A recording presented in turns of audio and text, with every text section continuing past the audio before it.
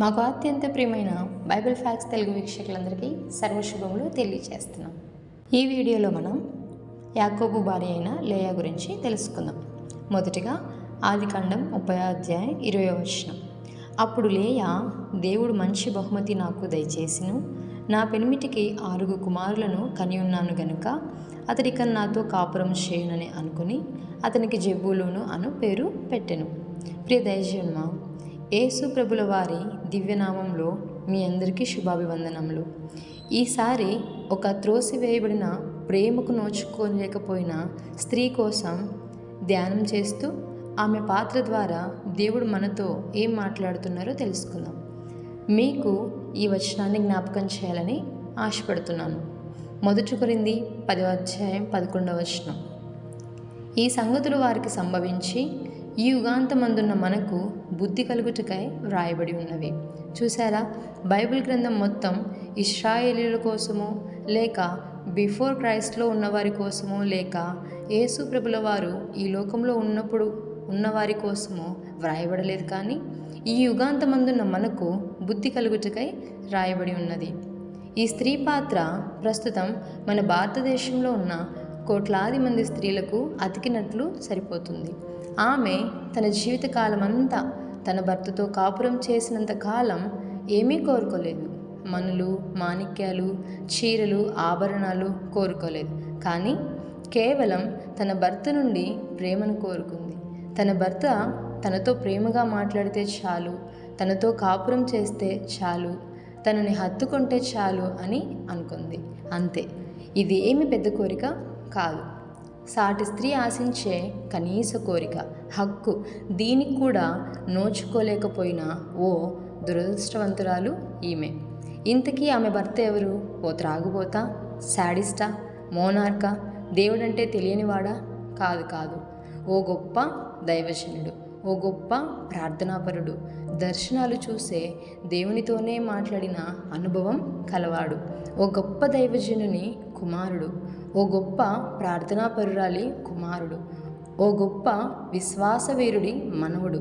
అతని భక్తికి మెచ్చి దేవుని సేన ఎదురెళ్ళి అతని సీనతో కలిసి మహానాయిము దగ్గర నాట్యం చేశాయి. ఇంత గొప్ప భక్తుడు, దర్శనానుభవం కలవాడు చేయవలసిన పనేనా ఇది? దేవుడెప్పుడు అతన్ని గద్దించలేదా? కనీసం అతని మనస్సాక్షి గద్దించలేదా? ఇంతకీ అతని పేరేమిటి?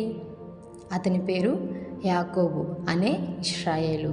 ఆమె పేరు లేయా. మరి లేయా చేసిన ద్రోహం ఏమిటి? పాపం ఏమిటి? ఎందుకు తన భర్త లేయాను ప్రేమించలేదు? లేయా ఏమైనా చెడు తిరుగులు తిరిగిందా? వ్యభిచార, కోపిష్ట, భర్తను సాధించే గయ్యాలా? కాదు. మరి ఆమె చేసిన నేరం ఏమిటి? ఆమె చేసిన నేరం ఆమె అందవిహీనంగా పుట్టటమే, బలహీనమైన కన్నులు కలిగి ఉండటం. అంటే మన వాడుక భాషలో చెప్పాలంటే పుసికళ్ళు కలది అని అర్థం. లేయా నన్ను పెళ్లి చేసుకోమని యాకోబు గారిని అడగలేదు. తన తండ్రి చేసిన మోసానికి యాకోబు గారితో పాటు తను కూడా మోసపోయింది. తన చెల్లి పెళ్లి జరగవలసి ఉండగా తన చెల్లిని పంపక చీకట్లో ముసుగు వేసి చెల్లికి బదులుగా లేయాను పెళ్లి చేశాడు. ఆ దేశంలో ఎప్పుడూ కూడా స్త్రీకి పెళ్ళైనంత వరకు ముసుగు తీయరు. భర్త పెళ్లి జరిగేటప్పుడు ముసుగు తీయాలి. దీనిని మనసులో ఉంచుకొని ఇంత భక్తిపరుడు కూడా తన భార్యకు అన్యాయం చేశాడు. మొక్కుబడిగా అప్పుడప్పుడు కాపురం చేశాడు, ప్రేమతో చేయలేదు. లేయా తన జీవితంలో ఎంత బాధపడిందో మీద వచనం ప్రకారం చూడొచ్చు. దేవుడు నాకు మంచి బహుమతిని ఇచ్చాడు, నా భర్తకు నేను 6 కుమారులను కంటిని కనుక అతడికను నాతో కాపురం చేయును అని అనుకుంటుంది. ఎంత ఘోరమో చూడండి. 6 సంతానం కన్న తర్వాత కూడా ఇంకా నా భర్త నాతో కాపురం చేస్తాడో లేదో అన్న అనుమానం, భయం. నేటి రోజుల్లో మన దేశంలో చాలామంది స్త్రీలు ఇలానే బాధపడుతున్నారు. నా భర్త నన్ను ప్రేమగా చూసుకుంటే చాలు అని అనుకుంటున్నారు. విదేశీ సంస్కృతిలో తన భర్త ప్రేమగా చూడకపోతే మరొకరిని చూసుకుంటుంది. కానీ మన సంస్కృతి, ఇశ్రాయేలీ సంస్కృతి అది కాదు. జీవితాంతం భర్తతో జీవించాల్సిందే. మరి దీంట్లో లేయా తప్పేముంది? ఓ త్రాగుబోతు భాషలో చెప్పాలంటే అది దేవుడు చేసిన తప్పు. విధాత రాసిన గీత. మన భారతీయ భాషలో అది ఆమె కర్మ. మన క్రైస్తవ భాషలో అది దేవుని ప్రణాళిక. దానిని ప్రశ్నించే అధికారం ఎవరికీ లేదు. అది దేవుని చిత్తం. మరలా ఆ వచనాన్ని జ్ఞాపకం చేసుకుందాం. 1 కొరింథీ 10వ అధ్యాయం 11వ వచనం. వారికి సంభవించి యుగాంతమందున మనకు బుద్ధి కలుగుటకై రాయబడినవి. బైబిల్ ప్రకారం ఆదాము గారి నుండి అబ్రహాము గారికి 2000 సంవత్సరాలు, అబ్రహాము గారి నుండి యేసు ప్రభుల వారి వరకు 2000 సంవత్సరాలు. క్రీస్తు పూర్వం 2000 సంవత్సరంలో అబ్రహాం గారు పుట్టారు. అబ్రహాము గారికి 100 సంవత్సరముల వయసులో ఇసాకు గారు పుట్టారు. అనగా బిఫోర్ క్రైస్ట్ 1900 సంవత్సరంలో పుట్టారు. ఇస్సాకు గారికి సుమారు 60 సంవత్సరముల వయసులో యాకోబు గారు పుట్టారు. అనగా బిఫోర్ క్రైస్ట్ 1840లో యాకోబు గారు సుమారు 40 సంవత్సరముల వయసులో పెద్దనరాముకి బయలుదేరి వెళ్ళారు. చరిత్ర ప్రకారం ఆదికాండం 29 నుంచి 34 అధ్యాయాలు గనక గమనిస్తే యాకోబు గారు లేయాను రాహేలును వివాహం చేసుకోవటం, వారి ద్వారా 12 మంది కుమారులను ఒక కుమార్తెను కనటం, ఆస్తి సంపాదించుకుని తిరిగి తన తండ్రి యొద్దకు రావటం జరిగింది. అయితే ఫ్రెండ్స్, ఈ వీడియోలో మనం తెలుసుకోవాల్సిన ముఖ్య ఉద్దేశం చూద్దాం. మొదటిగా మనిషి యొక్క నిజమైన విలువ తెలుసుకోవాలి. యాకోబు గారు లేయా విలువ, గొప్పతనం, వ్యక్తిత్వం తెలుసుకోలేక జీవితాంతం బాధ పెట్టారు. అయితే దేవుడు ఆమె బాధ, తపన, హృదయాలు నెరిగినవాడు గనుక ఆమె హృదయం తెలుసుకున్నారు.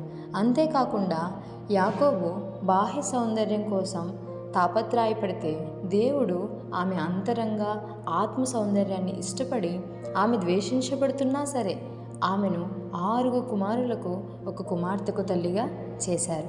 అంతేకాకుండా ఇశ్రాయేలీయులకు రాజరికాన్ని, యాజకత్వాన్ని ఆమె గర్భము నుండే వచ్చేలా చేశారు. దేవుని ప్రణాళిక మీద విశ్వాసం ఉంచాలి. నీ పట్ల దేవునికి ఒక ప్రణాళిక ఉంది, ఒక ఉద్దేశం ఉంది.